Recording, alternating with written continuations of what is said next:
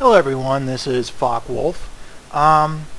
Doing a cast of WW2 Diplo here, not so much to help promote up the popularity system, but to show the players who do play it how much depth there is to the game, ways they can improve, stuff like that. So I have a cast here which includes some more experienced players and some newer players, and pretty much everyone made a mistake at some point.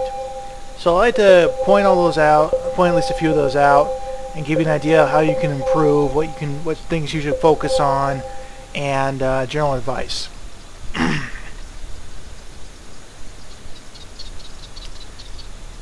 Now there is some play on the screen. We're going to go ahead and speed this up a little bit so it doesn't take forever. As you can see, it was an hour and 40-minute long game. And the sides are being chosen. Due to a bug for some reason, I cannot. If I switch from everyone to a single player, Sir, we have an incoming to see their perspective, it's going to bug, so I have to... Sir, we have an incoming transmission. Sir, let's do it this sir, way. We have an incoming now, the incoming transmission sir, thing, we have an incoming that transmission. is it's highly the sound encrypted. that makes when diplomacy is going on. I'm sure you know that. Gives you a warning. It's playing for everyone right now, so you're getting a lot of them. Sir, we have an incoming transmission. Sir, we have an incoming transmission. Game's starting out right now. It's highly encrypted. Alright, here, Diabolical is starting to expand. Sir, now. we have an incoming Switzerland transmission. has a Swiss mercenary. It's a better option, especially with a mix of howitzers and anti-tank guns. And eventually learns about this and can push out from there. Hofier here, he never really figured out about the Stug 3 assault gun. He got a lot of infantry and some conscripts, and really wasn't able to push against Norway early on. Stug 3 assault guns mixed with anti-tank guns and Sir, we have an incoming transmission. Push. Sir, this we have game an incoming transmission. Is it's not highly encrypted. not the same as StarCraft 2 melee. It is not based around single unit counters. Frankly speaking, a unit in this game is only powerful when mixed with other units, and the composition will change the power of the unit, and the composition you're facing will change the power of the unit.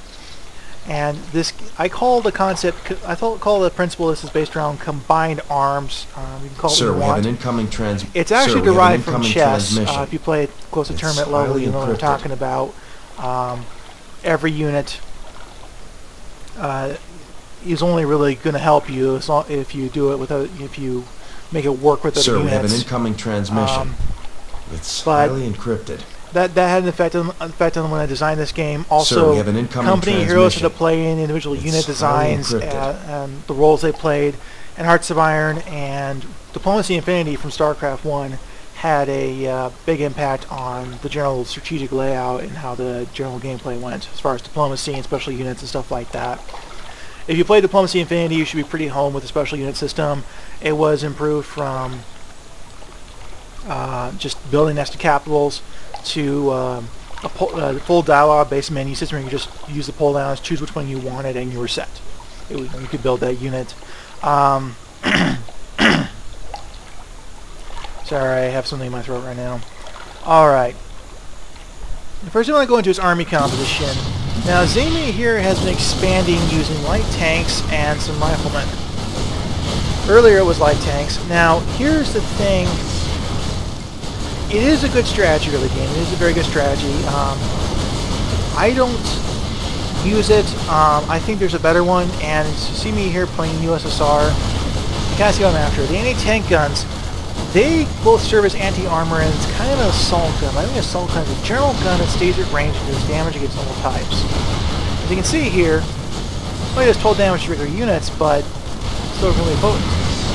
Howitzers are great. They're decent against structures, and the more of a support fire thing you don't want to spam on. The first thing I see when they play this game is they spam howitzers, and they just expand slowly, or they can't expand at all, especially with the AI. You need to have an army to destroy the AI. What I have here is a good army mix. I barely lose anything, whereas you know that Zemi is having to replace a lot of his units. I barely lose anything, and I can just expand really quickly. Diabolical is starting to get the idea. He's mixing howitzers with Swiss mercenaries. I would have actually reduced the howitzer count, add some AT guns in there, put some more Swiss mercenaries and maybe some machine gunners to give myself an advantage on that. Now, yes, the land units besides the howitzer and the rocket artillery do not attack naval ships. I didn't find that realistic gameplay or actually really good gameplay to have naval ships attacked by the ground units. Now, Zemi was unresisted. Normally, you'd see kind of some major powers taken, or Zemi or Germany having to deal with small powers around him. We were trying to be nice to new players. Now, Palamani here is having some issues. Turned out to be his client. I'd never actually seen that bug before, and this map's been around for over a year now. So we both agree it was a client issue. Good thing to clear a map cache once in a while, because if you don't, funny things start happening sometimes. Anyways, game's progressing pretty much normal. Iceland here. Kind of a fun nation to play. You're really, really small, but you can become pretty powerful, especially if Great Britain's tied up or there is no Great Britain. In this case, he's landed in North Africa. He's now building up in North Africa, and is going to push all the way across here and become a major factor in this game. You see Holfer, I'm not sure how to pronounce his name. He's still discovered the Start 3. They've replaced the howitzer. It's a bit cheaper and really great assault gun. Good against all targets, but not spectacular or anything like that. And he's getting some support unit fire now, and he can actually start expanding a little bit.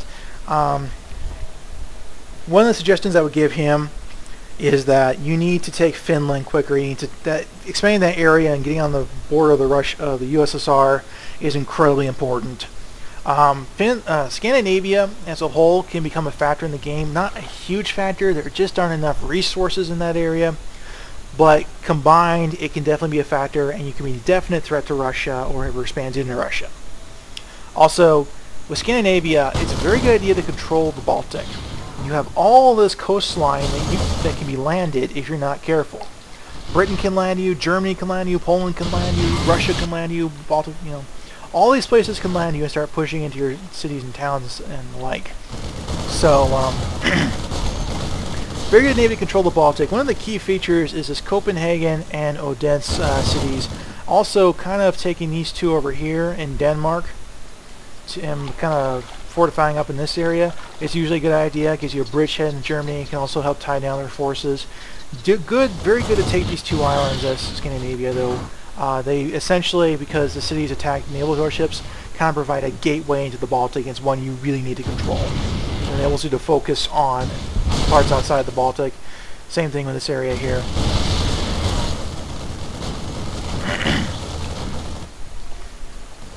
Okay, now you see me expanding. My unit group is finally starting to peter out a little bit. It went pretty far, I have to admit. And Zemi is still expanding. As he said, alright, fuck war. Well, we are going to war. Now, Zemi did his best. He had a huge advantage in resources, army cap, pretty much every advantage you could ever want. The reason why he lost was due to a combination of diplomacy and his army composition. You notice he's using tanks and riflemen, or tanks and riflemen and grenadiers. This ended up costing him. My unit group, see, one of the things he's not getting is the suppression. But Panzer 38 is almost useless in this situation, because you notice his anti-air and anti-structure attack is pretty powerful. I'm not really using any armor. So primarily he's fighting with riflemen. And against machine gunners who give out suppression, my riflemen, my AT guns which form kind of assault gun, and the 88mm, I am doing pretty good against him. As you can see, these bridgeheads are a major factor in the game. My force kind of got split and wiped out here. He was pouring in a lot of forces, but if he had an army composition more like mine, or army composition encounter might have been better, but one thing here, Austrian Grenadiers and French Foreign Legion, kind of don't want to mix those. The reason being, the Grenadier replaces machine guns, and it doesn't give out suppression, as you can see there's no suppression buff. And because of this, you really, if you're going to get Grenadiers, it's best to focus on the Grenadiers and start focusing on other support units like armored cars, tanks, you know, other units in there, and you just focus on the Grenadiers. It's really nice to be able to not have to deal with the composition of infantry. If you're going to use French Foreign Legions, you definitely want actually machine gunners, not Grenadiers, because the suppression buff is a major factor in infantry play here. Now, as you can see here, his managing resources are enabling him. Sorry, it's just laggy. We're moving at 4x speed though, so the hour and 40 minutes can be crammed into a shorter video. As you can see here though, his close air supports are doing an amazing amount of damage. It took me a while and a lot of fighting for me to regain air superiority. Zemi was quick to react to my air superiority and just totally crushed my air force, and had an advantage pretty much ever since. It wasn't until he was nearly defeated I finally managed to destroy his air force. I'm trying my best with anti-aircraft guns. I recognize they probably need something of a buff. I would say attack rate, definitely. And you see a pretty big back and forth war here. One of the things he's doing is very smart. He's attacking kind of like the left and right fists. Let's say the left fist is over towards the north and the right fist toward the south. He's attacking the right fist. He's aware of a key factor. This is a big seat of Russia's economy here. The Ukraine industrial area, which you take Dnipropetrovsk here, you get the Ukraine industrial area. And this here, forcing a toll on my reinforcements. He did a very good strategy here, and kept my army tied up. I actually really didn't even notice it initially, but definitely a very good strategy here. After taking that, I would definitely have focused on taking these two cities here, because I would put a big dent in my production. I'll give them a spot to build up and reinforce from the move into Moscow.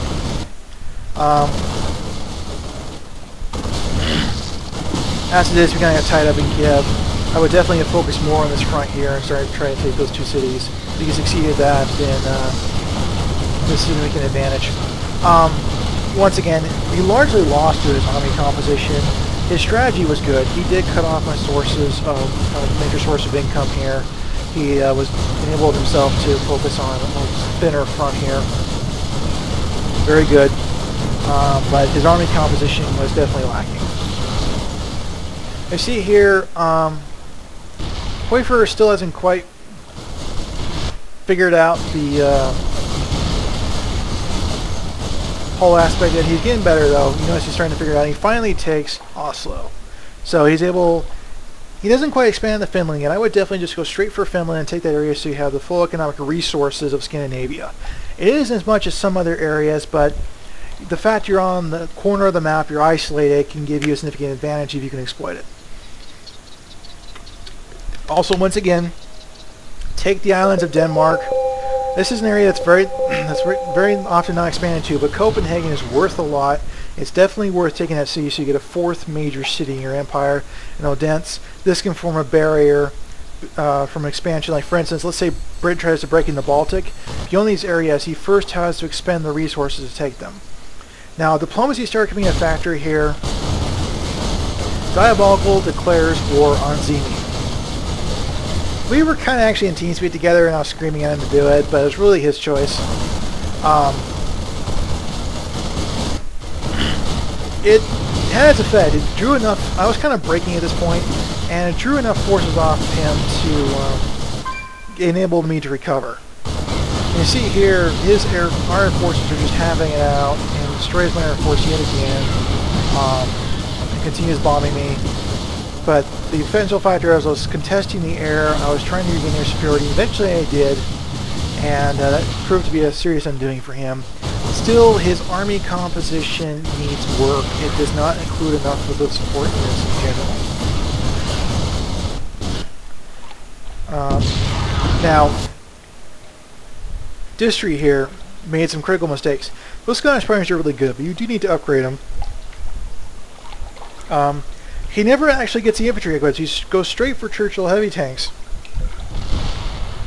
which is alright, but any unit spammed by themselves is just not going to work. The game is not designed around that concept, and actually is designed to punish you doing that.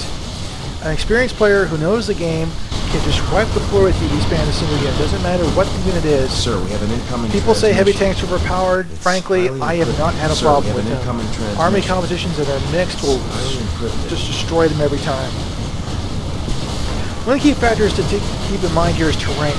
Switzerland is a very defensible position. There's only 3 ramps up, and if you can hold the ramps, you're pretty much set. Zemi does bury him with the wrong composition. Now, once again, Diabolico had made a mistake. He did not get AT guns quick enough, and he does not have machine gunners in his composition. The machine gunner suppression would come into effect.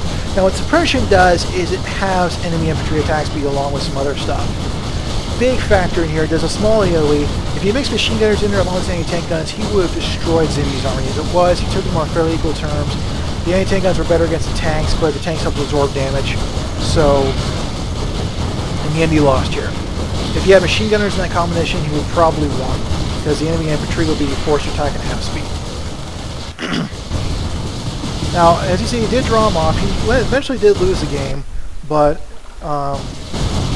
definitely was played a decisive factor in there. Great Britain is making a mistake. He's getting naval units, but no destroyers. Later in the game, he gets punished for that. Everyone was a really good sport. This tends to be more a gentlemanly game. It's definitely hardcore diplomacy, but people like to enjoy the fullness of it, like to enjoy the diplomacy aspect. Also, it's a lot about trying to find out when and where to attack. It's a lot about timing. You can join a war anytime you want to. You can backstab me when you want to.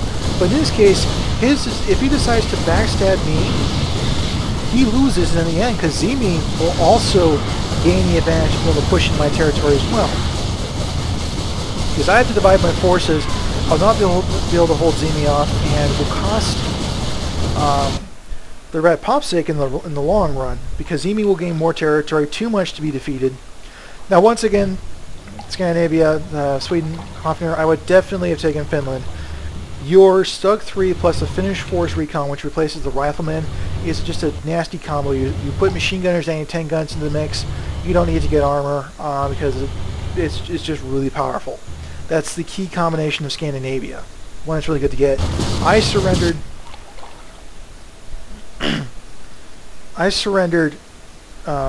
Finland to him as a part of the agreement, so we wouldn't go to war with each other, so we could ally. I would definitely have taken it, and also taken these islands in here. I think I've reinforced that enough. And Demon's expanding. The territory he owns is vast, but he's got a lot of potential enemies. This is what happens when you get too big too fast. Everyone starts to gang up on you. The game is won when you get 60% of the cities. Doesn't matter what the income value of the cities is. When you get 60% of all the cities and towns, you win.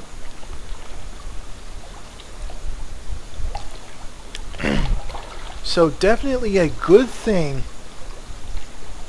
to be careful of how big you get, how much of a threat you are, etc. Also take care of loose ends. Diabolica here is a loose end. It would be better for him to give us some reinforcement for the Russian front, kind of go on the defensive there, for him to clear out Spain and be done with it. Because if he doesn't do that, Diabolica continues to be a pain in the butt because he does not take care of him. Turns out he was allied with Great Britain, but Great Britain built a pretty hefty navy here. Definitely heavy on light cruisers, but it kind of cost him in the long run. Now we are seeing some actor issues here. It's mostly due to the animation, but I wish Blizzard would fix that. It's really annoying. And you can see him here. And one of the mistakes he made here is with Great Britain, you not only need to have a powerful navy, you also need a powerful air force. Air force units only cost roughly, I think, around between 5 and 10 supply each, but they cost a lot of money or minerals. Sir, we have an incoming Over time, you need to get Sir, a we have big an and incoming dominant air transmission. force because you do not have Sir, the we have an supply incoming cap nor the transmission. resources to It's maintain highly and encrypted. reinforce a large army. You need to win by cleverness. Air Force can drastically increase the power of units. Also, things like where you land, flanking, amphibious flanking. Like for instance, down here at Tripoli, there was a barrier put up here of field fortifications, the build-up of fortifications type, against me as Great Britain expanding there. Well, I simply built a couple amphibious transports, and from Tunis here, I just went straight across, and then in Begzai here, he built a second fortified position here in the Suez. I just flanked once again, first to Cyprus and then into Beirut. And I ended up taking Moscow because I kept my force well reinforced, and I just destroyed, he invested so much money in these, so much money and resources in his fortifications that his army wasn't big enough to deal with it. Now they can be handy. It's good to economize on forces, and at choke points like Viipuri here and Archangelsk and stuff like that, that's a good way for Finland, for Scandinavia to hold off Russia. If you have to go on the defensive, you can definitely hold them off. It's kind of difficult to turn the flank. One of the things Russian players don't do is they don't tend to build things like amphibious transports and flank over to Stockholm or down in the south Finland or something like that. Once again, for Scandinavia, taking control of these islands here is a big factor. Not only is, especially Copenhagen, a big boost to your income, but controlling the gateway to the Baltic has a big impact.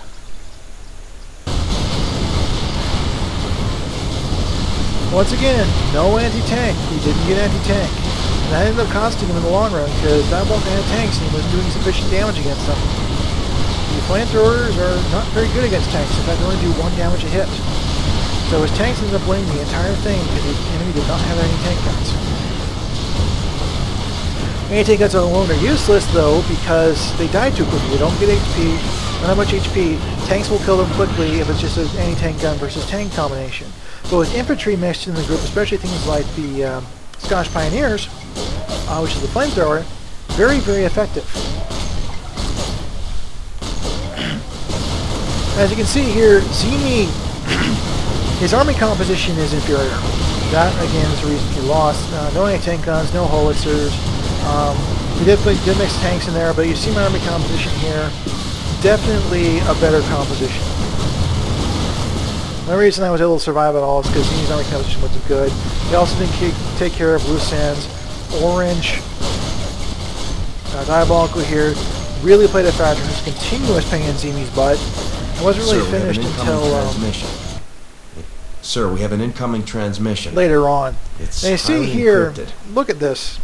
Bunch of submarines, bunch of battleship, heavy cruiser, battleship, battle cruiser, heavy cruiser, and a bunch of light cruisers as in the aircraft. It's in the aircraft because light cruisers have 4 anti-aircraft guns versus the battle cruiser, heavy cruiser, and just battleships 2. But no destroyers. Destroyers alone can detect submarines. And here, Diabolical has a glorious force of a bunch of submarines, and Scotland, Great Britain is about to find out why you do not neglect naval escorts. Now, one thing is, you need a sufficient amount of destroyers. They are cheaper than submarines, so you can get the advantage on them, but you need to have at least as many destroyers as they have submarines, because if you just have 3 or 4 destroyers against something like 12 submarines, they can take out the destroyer. If they can easily take out the destroyers quickly enough. At that point, you can't detect them. Your navy is just being pounded away with high damage torpedoes. In World War II, torpedoes were usually fatal to the ship with 1 shot. So with 1 shot, with 1 hit, if they hit. So a torpedo does not always do damage when it fires and hits. When it does, it's pretty much a truck. You get hit by a truck. Okay. Sweden finally took out Finland, took it over. Now at this point he has a lot of options. He's definitely in the war against Germany. In this case I would have gone, probably reinforced through Russia. He really would want to fortify this position up here up a little bit to provide something to fall back on. Now a concept here that was in play between me and Germany especially the entire time was also in play between Diabolical and Zimi here. Also,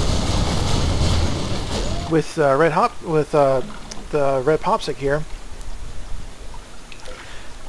this game is not like StarCraft 2 because it does not rely on death balls.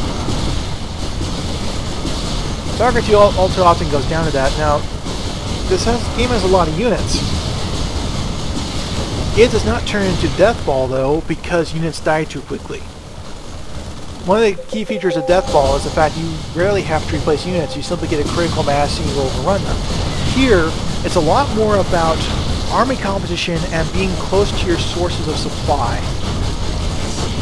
You notice what's happening here. Every time I expand beyond my reinforcement range, you know, I get farther and farther my sources of supply, Zemi is able to recover and push me back, even with inferior army composition, because I'm farther from my sources of supply. What I should have done is build up Kiev and Warsaw and Königsberg, and I'll just hold on the river here and gradually push them back that way. Sorry, my voice is going.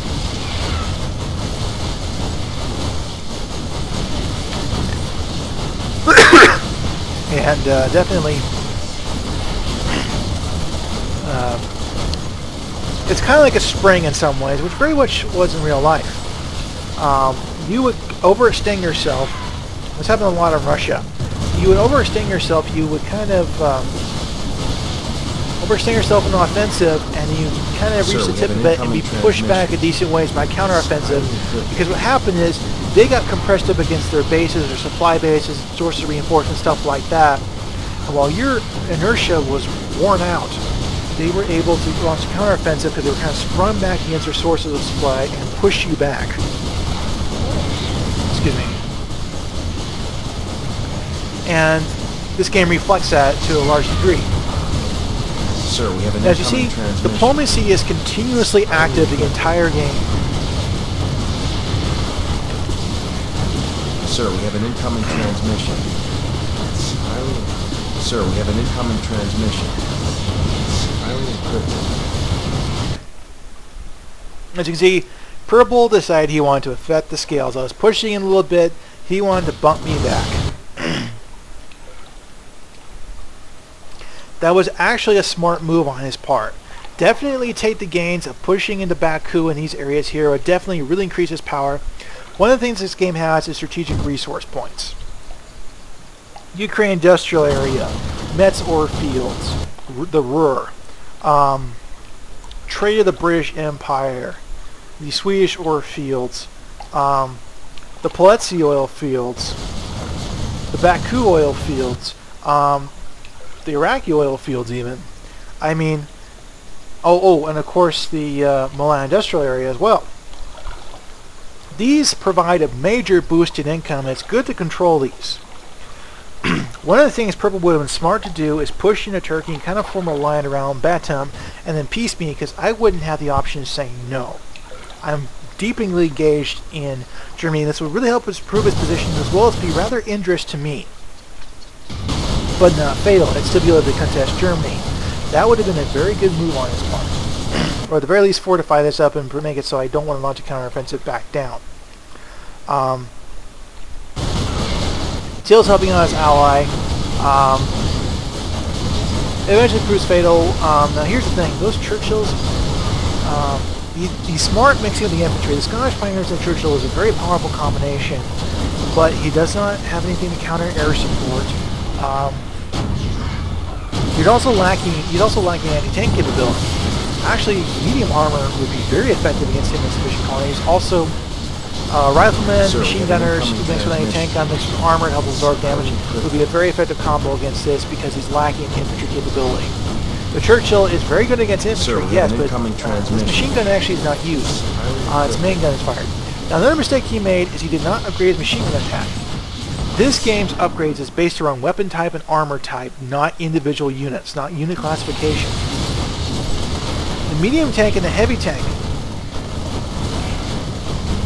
fire an infantry with the same machine gun the machine gunner uses, not the main cannon. This is a key factor because a lot of players will just spam armor and try to overrun you with just like medium or heavy tanks.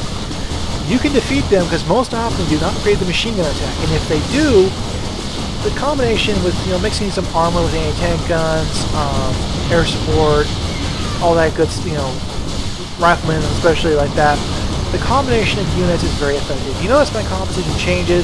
I get some more heavy armor in there. This sounds very powerful. My heavy armor came into the game later because I was spreading out my upgrades. This tends to be the best concept. You want to just do one era of upgrades at a time and do another one. It's actually better that way, and the game's designed around that. Zemi made the mistake of going straight for armor, and now he's paying for it because his infantry are pretty much one upgrade behind mine. And we're that way for a long time. He's catching up a little bit, but he paid for focusing on armored upgrades early because the infantry gained too much power. Now, one thing to keep in mind is the right with this rifleman is doing 13 damage. A tank like the Joseph Stalin has 7 base armor and 70% reduction, but later in the game, this armor does not change. The armor upgrade really gives him more HP. Later in the game, the rifleman's attack actually gains in effectiveness against a tank. Instead of doing 1 damage, which you in StarCraft 2 mechanics, you must always do at least 1 damage when you attack. He gets to do like 2, 3, and 4, and even 5. This is a major factor because some of your riflemen increase in effectiveness against tanks, not lose effectiveness like most games. And this is a major factor. So don't skip on those riflemen and those machine gunners. They actually gain in power later, the further you get in the tech tree. Then again, though, still mix it with armor. Heavy tanks replace the medium tanks, so it's good to get medium tanks too. We spamming a lot of heavy tanks. Go to medium tanks, go to riflemen, go to anti-tank guns. It tends to be their composition, but a few like these is incredibly effective. Improves my anti-armor, helps absorb damage, and plus I'm getting the machine gun upgrades too. Once again, Zemi is a full upgrade. Actually, almost one case, 2 upgrades behind me now, as far as machine gunner attack goes, and he is paying for it. He is really paying for it. Now, eventually, I managed to contest the area enough, wear down Zemi's air force, and destroy it. Now I have air dominance. He doesn't. He's trying to reinforce. He's trying to regain it back, which is good of him to do, but it's too close to the front. I know it's there. I simply send my air force in there, which is too big, and wipe it out. My air force is something Great Britain should have. Air superiority in just vast quantities, and close air support in vast quantities. A few naval bombers to support. Strategic bombers, I know they're underpowered right now. They don't do much. I need to buff those again. But Britain should always have a big air force, and you notice he doesn't have anything. And he pays for that for the entire game. He cannot get... It's very hard for him to get enough territory, enough resources to get a big army to counteract an air force. It's just no replacement. Having a small compact army like these Churchills, medium tanks, some infantry and stuff like that, highly elite army, armor cars, and pushing up with that, with close air support and interceptors guarding, helping guard the force and helping destroy opposition, is a major factor and is really a good idea. Sir, we have an incoming Because transmission. you can get a big air force. It only costs like 5 to 10 supply each per plane. It's a lot cheaper than tanks and infantry and stuff like that. So really a good thing to get over time is to get a bigger and bigger standing air force, which is kind of how it happened in World War II. Early on, the air force was much smaller and less powerful. Later in the war, they were more powerful, more numerous. It was a pretty big, it was an increasing factor in the game. Same with this game. They grow over time. You eventually get bigger and bigger air forces, and they grow in power because, you know, they're bigger, and especially in the case of like armored tanks and stuff like that, the close air support is essential against the bigger armor. Otherwise, you end up having to counter with your armor. Now, in this case, one thing to keep in mind is the heavy tank versus the Joseph Stalin. The IS-2. The heavy tank actually has the advantage. The Joseph Stalin 2 actually does less damage versus armor, has less HP, but its advantage is it only comes into play when it's mixed with other units, especially having that infantry front line. Its range is greater, so it takes less fire and is able to do more damage longer, whereas the heavy tank has shorter ranges up front there, soaking the damage and tends to die quicker. But only if the Russian player gets the Russian player, the German player, same thing with the King Tiger, gets the infantry mixed in with it. So actually, if you find them spamming a special heavy tank like King Tigers or Joseph Stalin 2s, just get default heavy tanks. You actually have the advantage. Most people don't know that. Here I am doing a proxy fortification and stuff like that. He's kind of broken. Purple's on him. Everyone's on him because he got too powerful. And now I'm starting to gain in power. And really what Purple is smart to do is take as much Azimi territory as possible. Azimi's not cooperating. Great Britain would be very, since Azimi's ally, would be very, very wise right now. Instead of remaining idle and going into Europe, he needs somewhere safer to advance from. His best opportunity would be to take out Purple or take out Scandinavia. I can't save either one because I'm too busy engaging Zimi. They're open targets. He can't really help Zimi too much because he doesn't have the resources to get a big army. He doesn't have an air force. Right now is the perfect time to go after Scandinavia or North Africa because they're tied up with Zimi. He has a lot of opportunities here to take areas. He's powerful enough to take Scandinavia if he does it right. And North Africa, well, the Ret Popsik is completely tied up in Europe, so it's a good time to take him out. Once you take North Africa, he's limited to the Balkans, and he's still fighting Zimi, so then he gets wiped out. And suddenly you have the resources to become a major factor in this game. Now, once again, if you're, the Grenadiers would be a good thing to spam on your own, spam by itself, so you can focus on things like medium tanks with the machine gunners to get the suppression out. That suppression buff, I cannot underrate the importance of it. Having enemy infantry attack speed is essential to keeping your armor alive, to keeping units alive, everything. Machine gunner doesn't do that much damage against infantry overall, but that suppression buff is essential. Just like the howitzer. You don't want to get a lot of them because they don't do enough raw damage to justify the extreme cost, but they give out an AoE buff called bombardment and stacks once. It does damage over time, so having a few howitzers spread out over your battle line is better and is really a good idea, but having a lot of them, the effects just don't stack. You have reducing gains. But again, it's a combined arms. Having at least a few of each unit is a good idea. The army composition more favors the cheaper units, but having those support units is also a very good thing. Now, I am sorry, my voice is giving out. I think I've gone over pretty much what everyone could improve on. I hope you guys liked it. I hope you guys learned a lot. If you have any other questions, you can post them in the WW2 Diplo release info forum post, or I'm actually going to create a separate one for this video. You can do it there. And I hope to see you guys in the game, and I hope you learned something. So basically nothing would make me happier than for you to roll my sorry butt and plaster me against the wall, because that means I know people are taking the time to get good at the game. The game has a solid player base. This game has an extremely high replayability for diplomacy players and players who want a more complex game. This is hardcore diplomacy.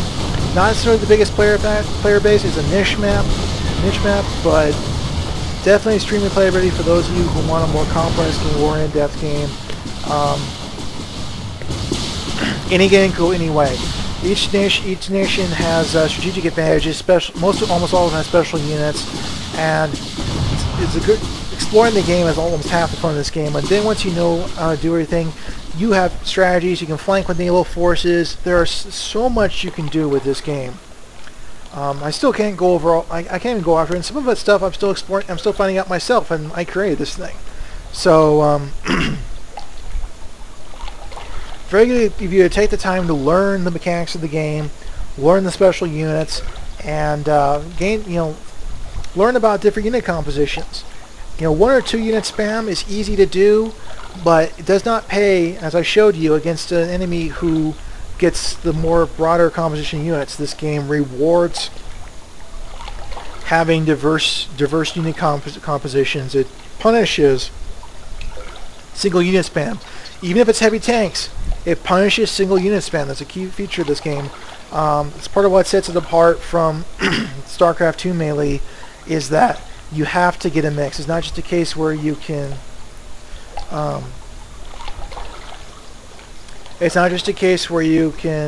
get, like, for instance, spam Marines or whatever, or spam Roaches or something like that in game power. You have to get a mixed unit composition to gain power. And in each individual situation, like Great Britain might want to focus on armor because they're more durable and use close air support to take out enemy, as well as battleship bombardment and aircraft carrier bombardment. Or battlecruiser even bombardment, or even heavy cruiser is still really effective and much cheaper. In the case of Russia, you want to focus more on infantry and to a larger degree anti-tank guns, because you have a broad front, you need to attack multiple areas, and it's cheaper, and you can cover more of a front and flank over the stretch of the front.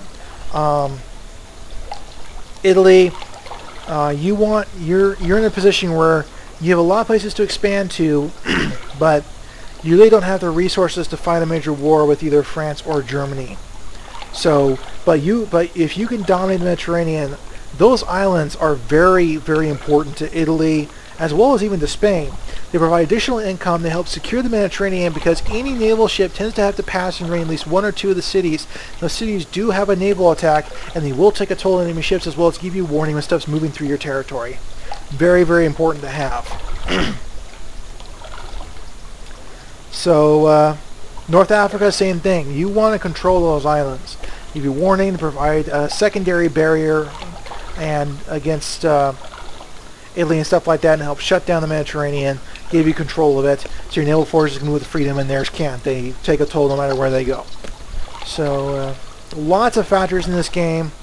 I can't really even begin to describe them all, but definitely keep in mind all the diverse strategies and strategic options you have in this game, as well as tactical options, turning flanks, battling and choke points, lots of traditional stuff, as well as, you can use those transports to actually cross rivers.